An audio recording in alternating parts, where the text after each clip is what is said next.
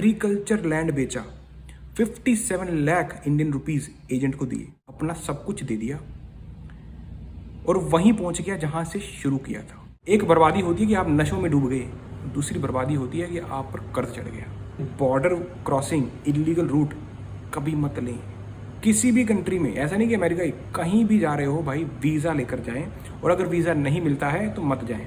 Welcome back बड़ी सत श्री अकाल। इस वक्त ट्रंप एडमिनिस्ट्रेशन इलीगल लोगों को लेकर, स्पेशली वो लोग जो बॉर्डर क्रॉस करके आए हैं, उनको लेकर बहुत सख्त है। और एक और फ्लाइट इंडिया को भेज दी गई है जिसमें 50 से ज़्यादा, खास करके हरियाणा का नंबर लगा है इस वक्त, जिनको डिपोर्ट कर दिया गया है यूएसए से इंडिया में। और ये सब मोस्टली वो लोग हैं जो डोंकी रूट से अमेरिका में आने की कोशिश करते हैं, बेसिकली इलीगली बॉर्डर क्रॉस करने की कोशिश करते हैं और पकड़े जाते हैं, और इनको अब डिपोर्ट कर दिया गया है। जिसमें सबसे ज़्यादा जो लोग हैं वो कैथल, करनाल, इन सब शहरों से पाए गए हैं जो हरियाणा के हैं।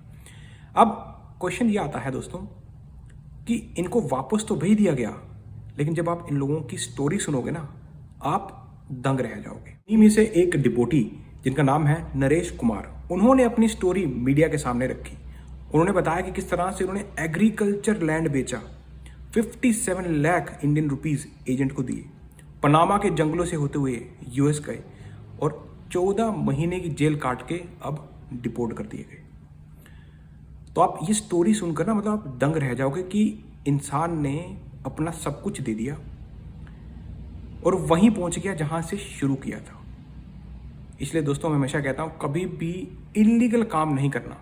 लोग सोचते हैं कि शॉर्टकट मारते हैं और हम जो हैं तरी पार हो जाएंगे, लेकिन इस वक्त ऐसा है कि जो लीगली बंदा आया ना, वो भी डरा है। तो सोचो आप इलीगल बंदों को तो क्या ही होगा। और उन्होंने ये भी बताया कि किस तरह से एजेंट ने उनसे शिफ्टों में पैसे लिए। मतलब इनिशियली 42 लाख इंडियन रुपीस लिया, मतलब सब कुछ निकलने से पहले, इंडिया मतलब छोड़ने से पहले। उसके बाद जब ग्वाटेमाला पहुंचते हैं वहां पर 6 लाख, फिर मैक्सिको पहुंचने में 6 लाख, फिर उसके बाद बाकी का पैसा जब बॉर्डर क्रॉस कर लेते हैं वो यूएसए में आ जाते हैं और वहां आकर अरेस्ट हो जाते हैं और उनको जेल हो जाती है। सो अब वो मांग रख रहे हैं कि उस एजेंट पे एक्शन किया जाए, और साथ ही साथ बाकी लोगों को वो ये बताना चाहते हैं कि इस तरह का रूट ना लियो तो ये अच्छा है। सो इनकी स्टोरी से एक चीज़ तो क्लियर है कि इलीगल किसी भी कंट्री में जाने से पहले सोच लें, क्योंकि देखो इतना पैसा देने के बाद आप वहीं पहुंच जाओगे जहां से आए थे। ये तो एक तरह का, आप देखो जिस तरह से इन्होंने, एजेंट ने भी इनसे मनी एक तरह से एक्सटॉर्ट ही की है। मतलब हर बॉर्डर पर थोड़ा दे दो, थोड़ा दे दो, और अल्टीमेटली जेल करवा के वहीं पे डिपोर्ट हो गए जहां से वो आए थे। सो मैं तो हमेशा कहते आया हूं कि यार ये बॉर्डर क्रॉसिंग, इलीगल रूट कभी मत लें किसी भी कंट्री में। ऐसा नहीं कि अमेरिका, कहीं भी जा रहे हो भाई वीज़ा लेकर जाएं, और अगर वीज़ा नहीं मिलता है तो मत जाएं। सिंपल सा, कोई मतलब इसमें ना ज़्यादा कुछ सोचने की ज़रूरत नहीं है अब, क्योंकि होगा क्या, इसमें किसी और का नुकसान नहीं है। देखो अमेरिका को नुकसान हुआ नहीं, एजेंट को नुकसान हुआ नहीं, किसको नुकसान हुआ? जिन्होंने पैसे दिए, पैसे लगाए और गलत रूट को पकड़ा। तो नुकसान आप ही का है। वीज़ा लेकर जाओगे ना दोस्तों, लीगली जाओगे, दूसरी कंट्री रिस्पेक्ट करेगी आप। और ऐसा नहीं है कि अगर आप लीगल आ भी जाते हो किसी कंट्री में, फॉर एग्जांपल आप अमेरिका आ जाओ, तो ऐसा गारंटी नहीं है कि आप आके यहाँ पे ग्रीन कार्ड हो ही जाओगे। वो लीगैलिटी की भी एक लिमिट है और टाइम पीरियड है। जब तक आपका टाइम है तब तक आप रह सकते हो, पर ऐसा नहीं है कि आपको कोई एजेंट बोल दे ठीक है मैं वीज़ा लगा के आपको जो है पहुँचा देता हूँ, आपको ग्रीन कार्ड मिल जाएगा। मत करना। ग्रीन कार्ड तो यार इधर पीएचडी करने के बाद ग्रीन कार्ड में इतनी वेटिंग है, तो सोचो बाकी लोग तो भूल ही जाओ। मतलब इस वक्त तो और ज़्यादा टफ हो गया है इवन लीगल लोगों के लिए भी।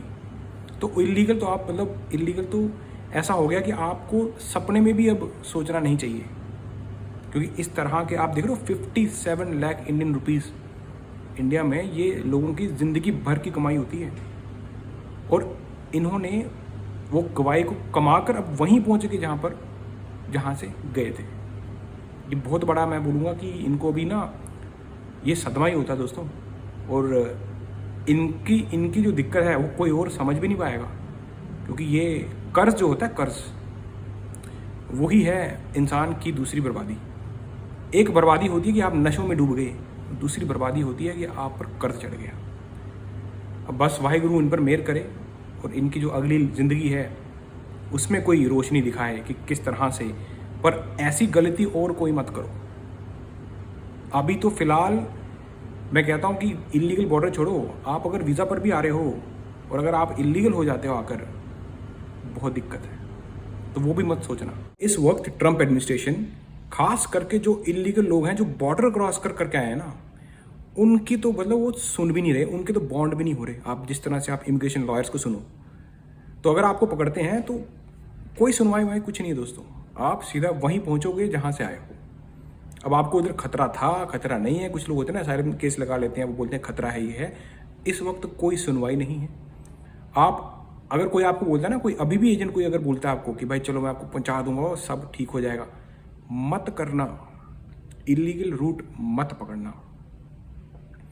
ये दोस्तों इस वक्त बर्बादी का तरीका है कि अपने आप को बर्बाद कर रहे हो और कुछ नहीं। और दूसरी चीज़, अगर आपको कोई ये बोल दे ना कि भाई ग्रीन कार्ड मिल जाएगा, चल मैं उधर पहुंचा दूंगा, उधर पहुंचा दूंगा, मेरे को पैसा दे दे, कोई एजेंट बोलता है कि वीज़े से लगाऊंगा, ग्रीन कार्ड भी मिलेगा, मेरी वीडियो दिखा देना उसको। मैं सिंपल बोल रहा हूँ आपको।